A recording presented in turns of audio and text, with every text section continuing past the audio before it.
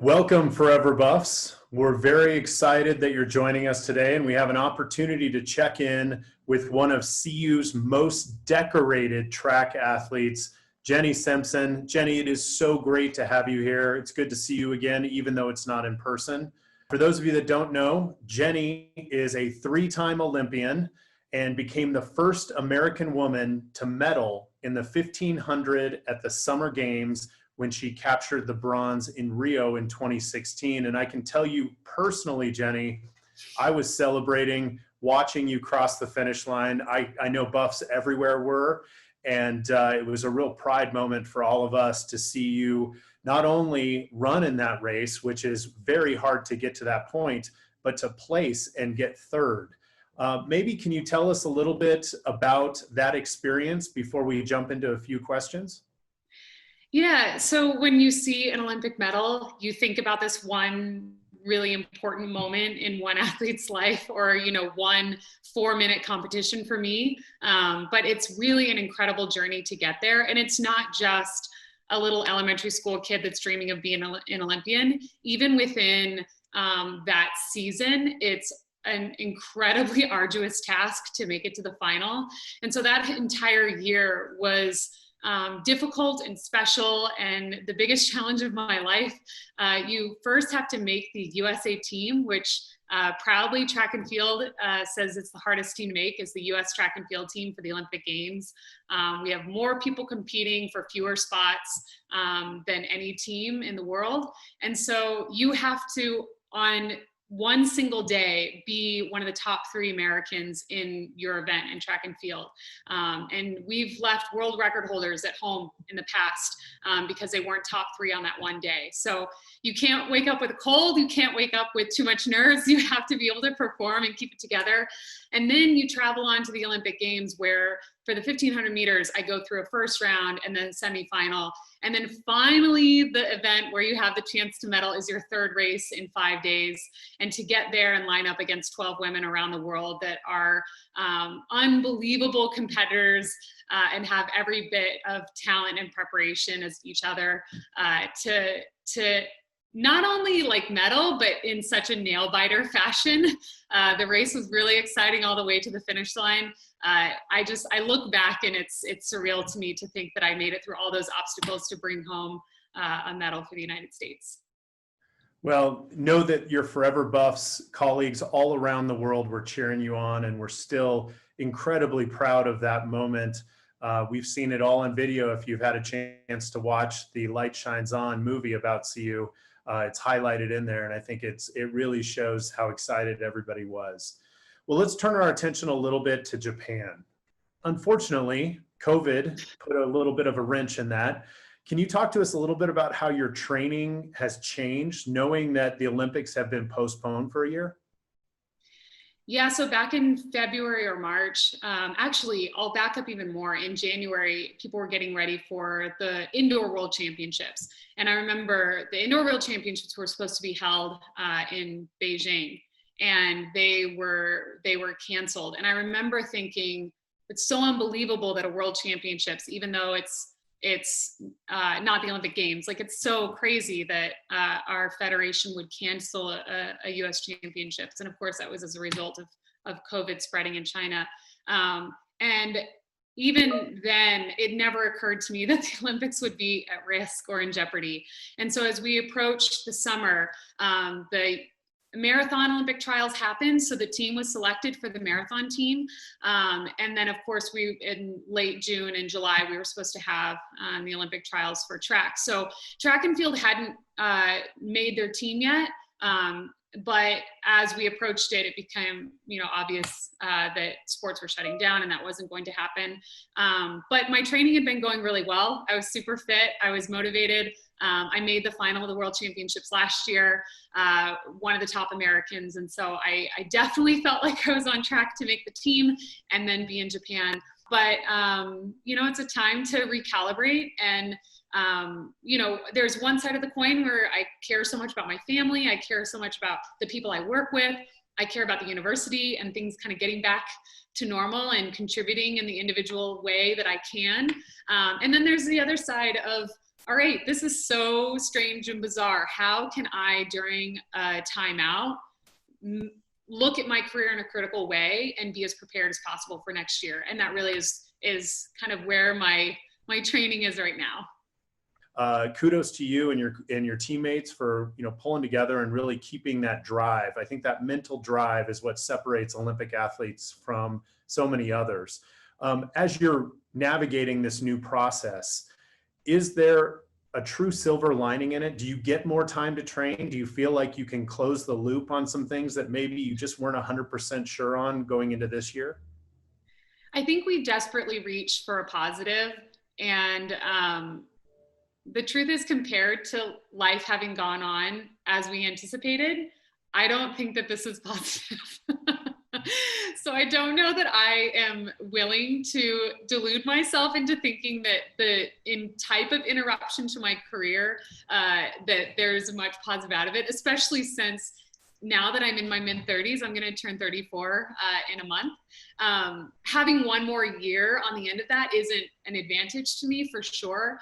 But I will say there is some good that comes from it, because I have had an overwhelming level of gratitude just personally. When I'm in those on the long run or doing yard work and kind of in those meditative silent times alone, it's made me so grateful that I've made 3 Olympic Games. And I think if I was 21 or 22 and this was my first shot of making a games and competing, it tosses something that you don't already know about into an even further level of uncertainty.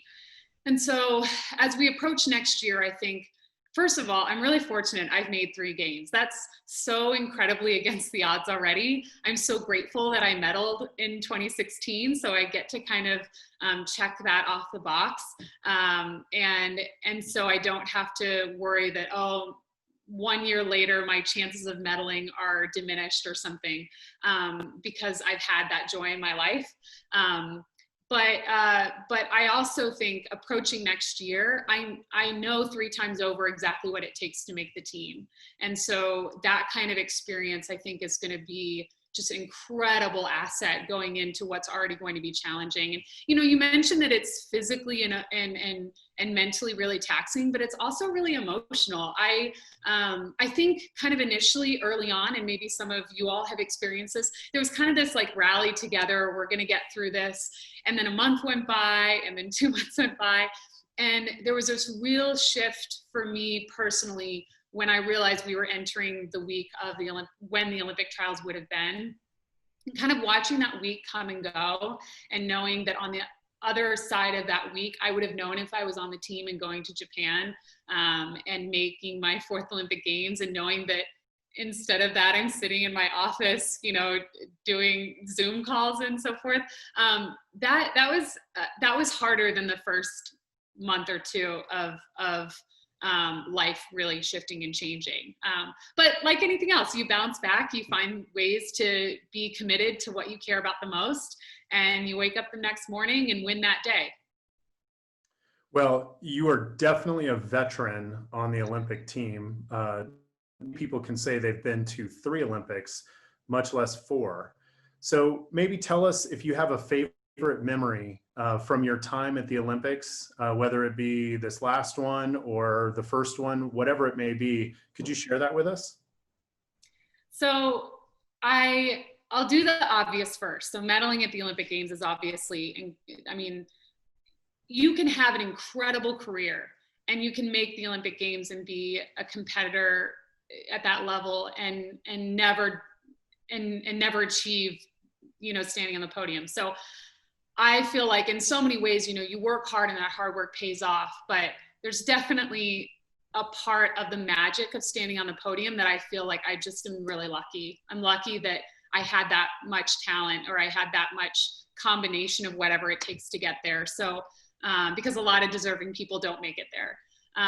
So I feel like it's really a special experience, because what I didn't know going into it, and what was really fun to experience, was that I feel like when I cross the finish line and you have that initial realization that you were first, second, or third, you kind of look around, and normally in a meet, there's a lot of people down on the track, but for security reasons and for media and all sorts of reasons, the Olympic Games and the World Championships are different, that you cross the finish line and the only people down on the track is like one official and your competitors. And so it's really this kind of seemingly empty space in the midst of like the biggest mountaintop experience of your life. And I remember really deeply feeling like this moment is for me, you know, of all the work and all the people that have come along and all the people I want to share this with kind of beyond the finish line. It's like those first few steps and that first moment of the reality of it all descending on me. That was really my internal personal reward. And then the following day is when you stand on the podium and you get your medal. And I remember standing there and thinking, this is the moment for everybody else. 24 hours later, you get to accept the medal, and it feels like it's for so many more people than just yourself, because there's, you know, the whole buff community that has supported me for a decade as I was an elite track and field athlete before I ever made that podium. Family, friends, coaches, staff, the USOC. I mean, there's so many innumerable numbers of people that helped me get onto that podium. And it really felt like that moment was not so much for me, but for everybody else. And then a not podium moment, not medal moment, but aside from that, absolutely my favorite memory by far is in 2008, I was still in college and I made the Olympic team. And I made the team with another Colorado Buffalo who I was still training with, Billy Nelson, in the steeplechase. And when he and I got to walk in to the opening ceremonies together, he and I were side by side at the opening ceremonies. You know, you're young. It's my first games of my life. I have no idea what is coming in the future. I'm next to what has become one of my best friends in life. And we got to kind of walk that journey together towards the Olympics and then after the Olympics. And so those moments shared with Billy, a fellow buff, are by far my favorite Olympic memories. You know, it's really interesting that you bring up that the medal, the actual awarding of the medals is really for everybody else. And a comment that you've made, I've heard you make it a few times, both in public speaking and on recording, is that you hope to someday be that inspiration for younger generations. Well, whether you wanted it or not, I think you've made that. People look up to you and say, wow, I want to be Jenny Simpson one day. And tell us a little bit about how that feels, and maybe there's pressure with it. Maybe you feel that whole experience is very different than you ever imagined. Can you talk about that with us? I don't necessarily feel an enormous amount of pressure, but I do, you know, being around the students still as a volunteer assistant coach, I do take account of my presence there and what it means there and the things that I say and the things that I do. And there's an old Quaker quote that I love, let your life speak. And so instead of trying to give a lot of speeches, I just try to live the most real and authentic and life of integrity that I can. And I'm sure some students will hear it and some won't, but along the way, hopefully it helps. That's incredible advice for just everybody, whether it's on the track or whether it's in the classroom or just in a day-to-day kind of living sense. Yeah. So one final question for you. Tell us what it means to you about being a forever buff. So, well, for me in particular, partially it means you guys I'm never leaving. Like, I feel like I kind of come with the building now because I've been here for so long. I still train at POTS, the same place that I arrived in 2005 as a freshman in college.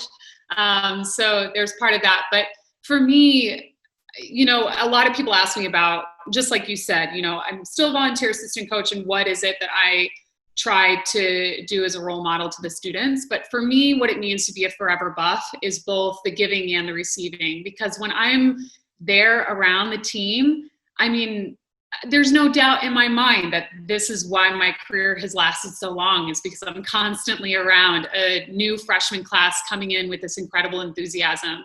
And I'm around the sophomores that are finally kind of getting it and getting a rhythm.